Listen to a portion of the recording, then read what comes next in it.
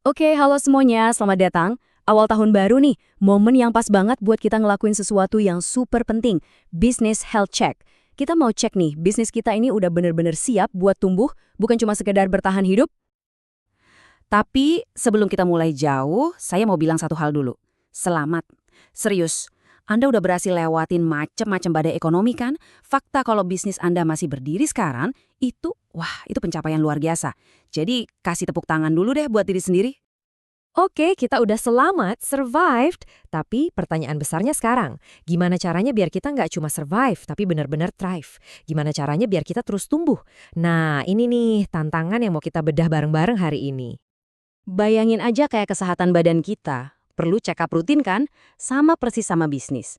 Evaluasi yang terstruktur itu jadi kunci buat kita tahu, kekuatan kita di mana, kelemahan kita apa, peluang buat gedein bisnis tuh ada di mana aja.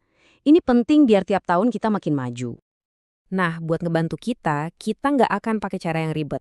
Kita bakal pinjem framework dari salah satu legenda bisnis. Siapa lagi kalau bukan Warren Buffett. Yang keren dari cara berpikir beliau itu simple banget.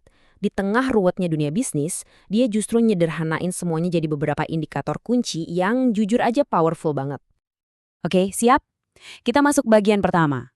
Buffett itu nyederhanain kesehatan finansial bisnis jadi cuma 3 metrik inti. 3 angka ini aja kalau kita paham benar-benar, bisa kasih kita gambaran lengkap soal seberapa efisiensi perusahaan kita. Yuk kita kupas satu-satu. Metrik pertama namanya Return on Equity, atau biasa disingkat ROI. Gampangnya gini, ROI itu ngukur sejago apa bisnis kita mengubah setiap Rp1 modal yang kita tanam jadi keuntungan. Makin tinggi angkanya, artinya modal kita makin jago kerja buat kita. Coba deh lihat perbandingan ini. Perusahaan A untungnya 15 juta dari modal 75 juta. ROE-nya 20%. Keren. Sekarang lihat perusahaan B. Untungnya emang lebih gede, 25 juta. Tapi modalnya 500 juta. ROE-nya cuma 5%. Jadi intinya bukan seberapa gede modalnya, tapi seberapa efektif modal itu ngasilin duit.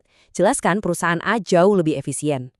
Jadi, kenapa sih ROI ini krusial banget? Karena ROI ini langsung ngejawab pertanyaan paling mendasar. Modal yang gue taruh di bisnis ini udah dipakai semaksimal mungkin belum ya?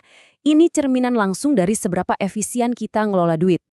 Lanjut ke metrik kedua, operating margin. Ini juga simpel. Ini tuh persentase duit yang sisa dari pendapatan setelah kita bayar semua biaya operasional.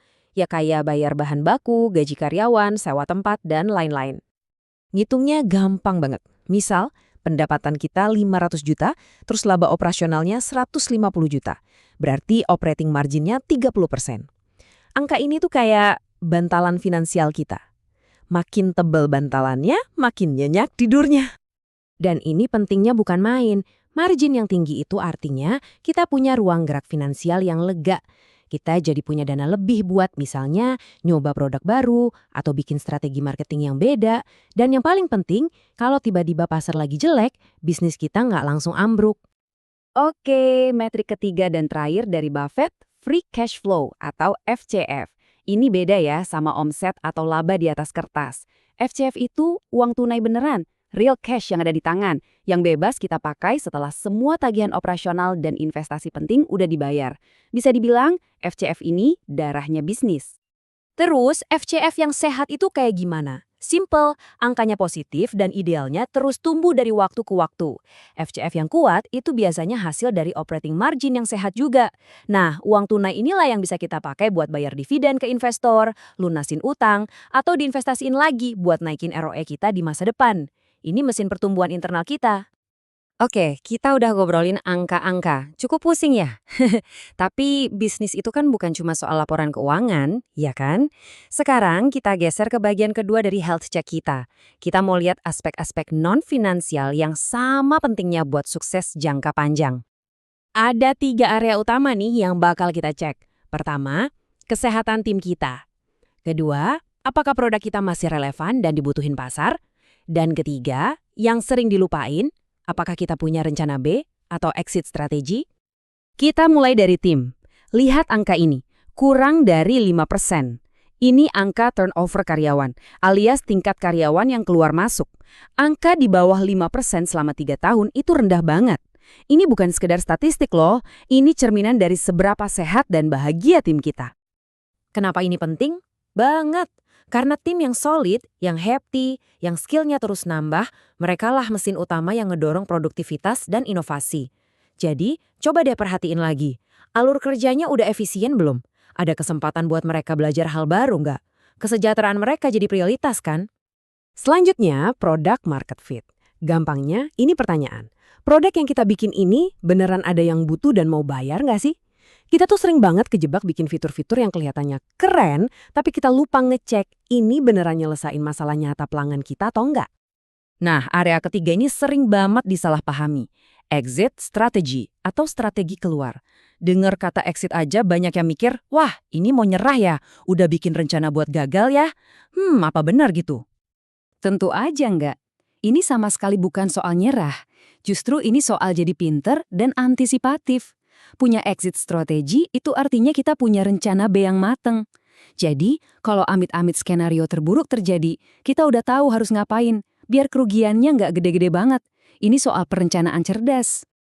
Oke, jadi setelah kita evaluasi semua ini dari angka sampai ke manusianya, terus gimana? Nah, ayo kita rangkum semuanya jadi sebuah blueprint atau cetak biru yang bisa langsung Anda pakai.